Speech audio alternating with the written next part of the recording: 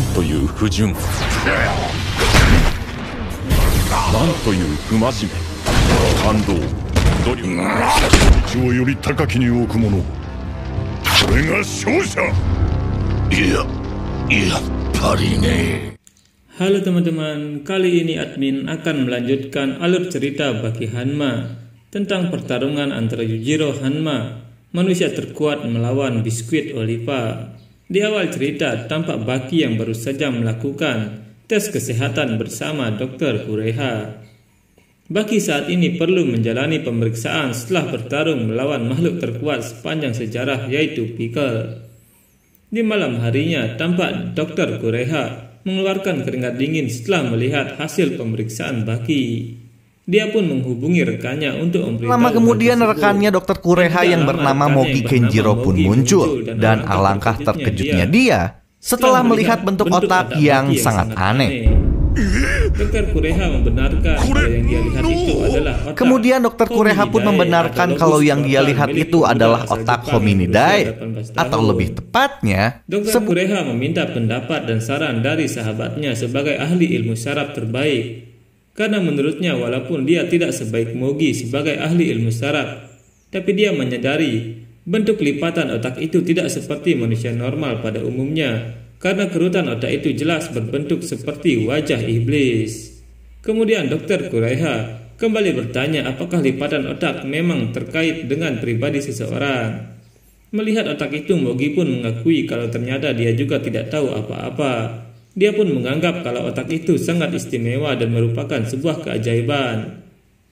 Tapi melihat kerutan otak di depannya itu, Mogi menjawab bahwa pribadi dari orang ini jelas seperti iblis. Saat itu, di sebuah penjara di negara bagian Arizona atau disebut dengan Black Pentagon, tampak Yujiro Hanma yang sedang berhadapan dengan biskuit Oliva. Sambil mempersiapkan sarung tinjunya, Yujiro berkata kalau Oliva memang yang terkuat di Amerika, tapi menurutnya Oliva hanyalah seorang narapidana yang tinggal di dalam sebuah penjara, tapi ruang yang diberikan petugas kepadanya memang terlalu luas. Yujiro melihat otot Oliva yang berlebihan dan juga koleksi buku yang jumlahnya tidak bertambah. Yujiro merasa kalau itu merupakan sebuah tanda kegelisahan bagi Oliva.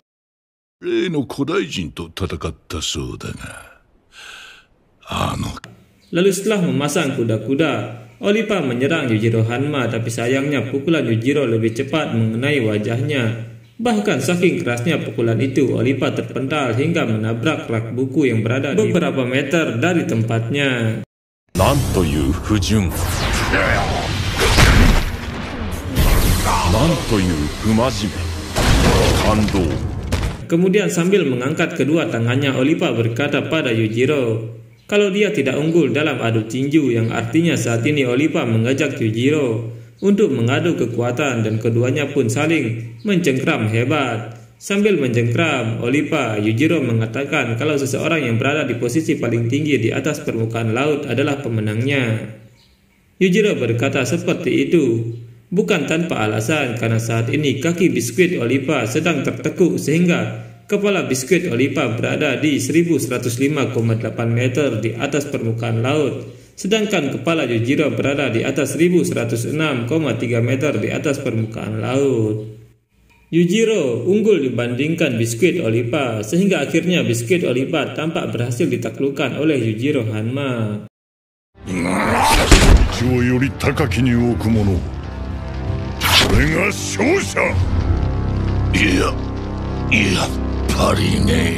Di tempat lain, tampak Perdana Menteri sedang memberi hormat dengan sopan kepada Tokugawa.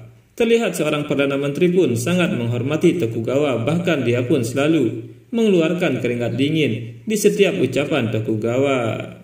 Tokugawa mengatakan kalau beban yang mengganggu Perdana Menteri itu bisa dihilangkan dengan beberapa kilo.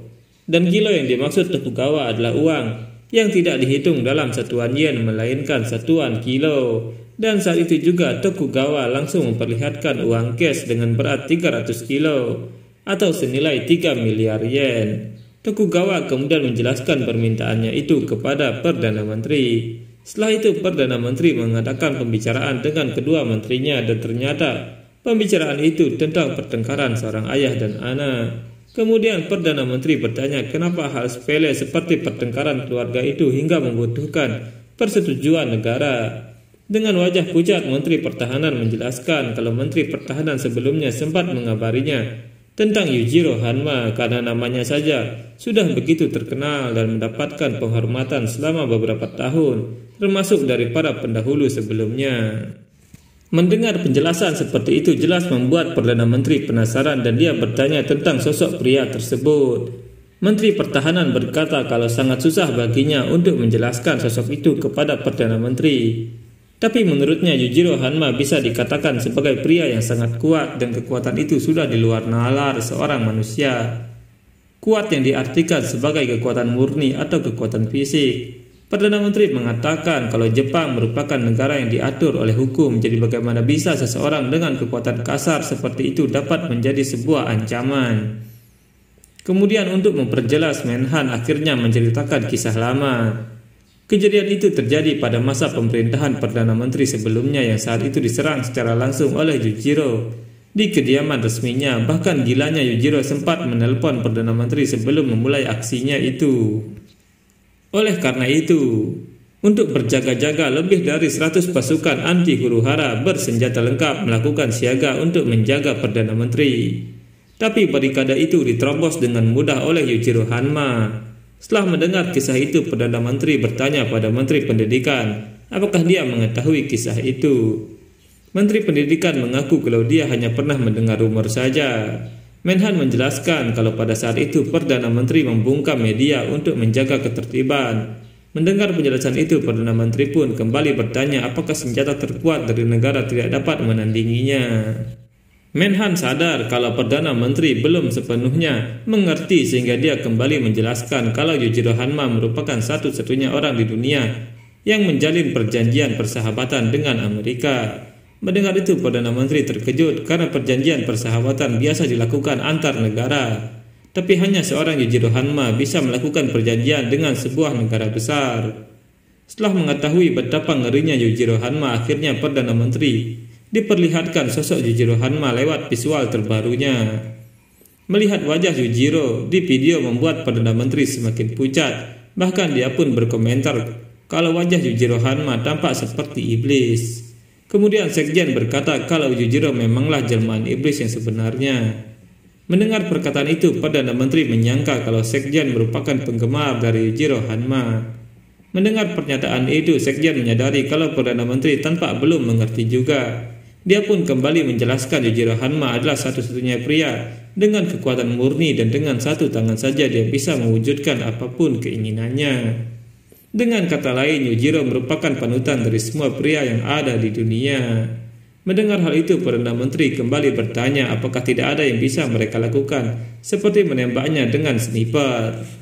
Sekretaris Jenderal menjawab kalau menghabisi Yujiro dengan menggunakan sniper juga tampak mustahil, karena Yujiro melakukan perjanjian persahabatan dengan Amerika, dan apabila kita melakukan itu maka Amerika akan menjadi musuh Jepang. Dan bahkan jika Amerika sekalipun, mereka tidak akan berani melakukan itu, karena seluruh dunia pun ingin bersekutu dengan Yujiro Hanma. Oleh karena itu mereka tidak akan berani mencobanya. Sekjen mengatakan kalau saat ini Yujiro Hanma adalah senjata terkuat di dunia, dan menjadikannya sekutu adalah kunci kemenangan melawan negara besar lainnya. Oleh karena itu tidak ada negara manapun yang ingin menghabisinya saat ini. Sekjen pun menjelaskan baik itu anggota parlemen, pianis, rocker, bahkan tentara sekalipun. Seandainya mereka terlahir dengan kekuatan murni seperti Yujiro, maka mereka pasti akan mengejar impiannya dengan kekuatan itu. Mereka akan memilih hidup seperti Yujiro. Dengan kata lain, jabatan seperti Perdana Menteri, politisi, dan yang lainnya hanyalah jabatan sebagai pengganti kekuatan murni saja. Dan itulah sebabnya Yujiro merupakan satu-satunya ahli kekuatan murni di dunia. Saat itu di pangkalan militer Amerika terlihat Kapten Stridham sedang melatih para prajurit terbaiknya tentang teknik bertarung yang digunakan di medan perang. Karena saat berperang tidak ada gerakan yang dilarang. Dia memanggil salah satu bawahannya yang bernama Mark, yang memiliki karir cemerlang di MMA sebagai petarung Muay Thai dan juga petinju profesional. Kapten Shredder meminta Mark untuk menghabisinya tanpa aturan apapun. Sesuai perintah, Mark dengan kuda-kuda Muay Thai langsung menendang Kapten Shredder. Tapi kaki Shredder lebih cepat menendang biji Mark hingga dia terkapar.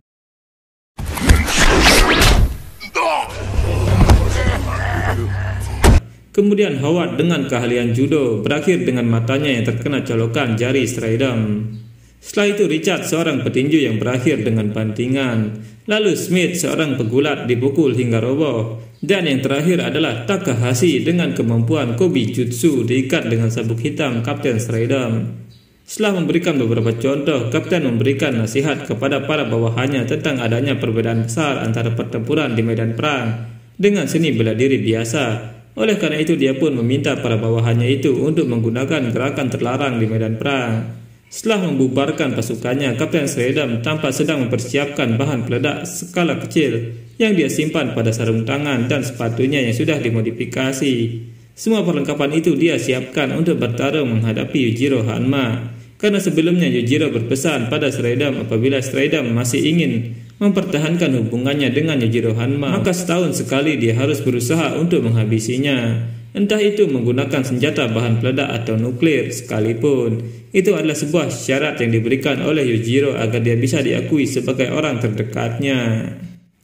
Tapi secara tiba-tiba Yujiro muncul di belakang Shredder sehingga membuat Shredder terkejut dan berusaha untuk menjauh dengan cara berguling ke belakang dan langsung mengambil kuda-kuda untuk menyerang. Tapi melihat peralatan aneh yang dipakai Shredder membuat Yujiro tertawa terbahak-bahak.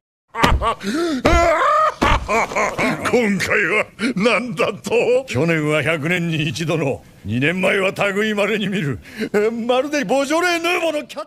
Tapi tiba-tiba dengan kecepatan kilat Yujiro menendang Shredder hingga akhirnya pelindung kepala Shredder terlempar ke udara, sehingga membuat Shredder terdiam tanpa kata. Yujiro mengatakan kalau Shredder sudah melanggar janjinya karena Yujiro merasa Shredder berani berhadapan dengannya tanpa harapan akan menang. Mendengar hal itu dengan wajah pucat, Shredder mengatakan tidak. Lalu dia mengingat kembali peledak yang sudah dia persiapkan sehingga dia mulai percaya diri lagi dan mulai memprovokasi Yujiro. Tapi tiba-tiba sebelum dia menyerang, seluruh pakaian tempurnya hancur karena terkena serangan Yujiro sebelumnya.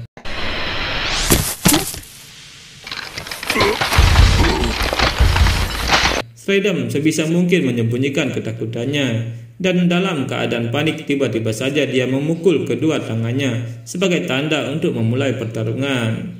Tapi sayangnya dia lupa kalau sarung tangannya terdapat bahan peledak dan akhirnya pukulan itu memicu ledakan yang membuatnya terkapar tak berdaya.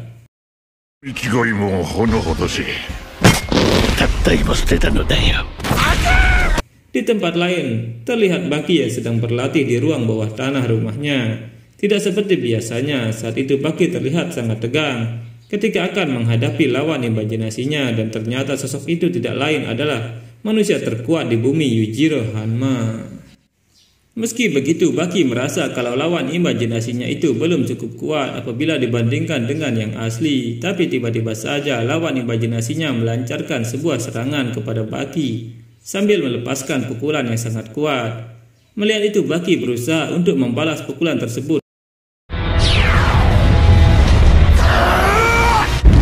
Hingga akhirnya benturan di antara mereka berdua terjadi dan menciptakan gelombang kejut yang kuat hingga menyebabkan gempa bumi ringan yang dirasakan oleh para penghuni lain di sekitar rumahnya.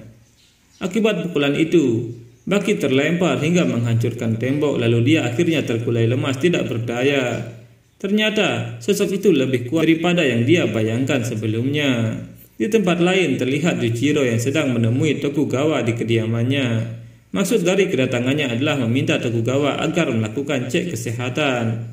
Hal itu jelas mengejutkan Tokugawa karena menurutnya apa yang dilakukan Yujiro saat ini tidaklah seperti biasanya. Mendengar hal itu, Yujiro tampak cukup kesal karena menurutnya itu hanyalah sekedar basa-basi. Sambil mendengar perkataan Yujiro, Tokugawa mulai menghisap pipanya. Melihat Tokugawa yang tampak mengacuhkan perkataannya, Yujiro kembali menegur Tokugawa. Dan jelas hal itu membuat Tokugawa semakin kesal. Dengan nada yang tinggi dia pun berkata dengan keras kepada Yujiro,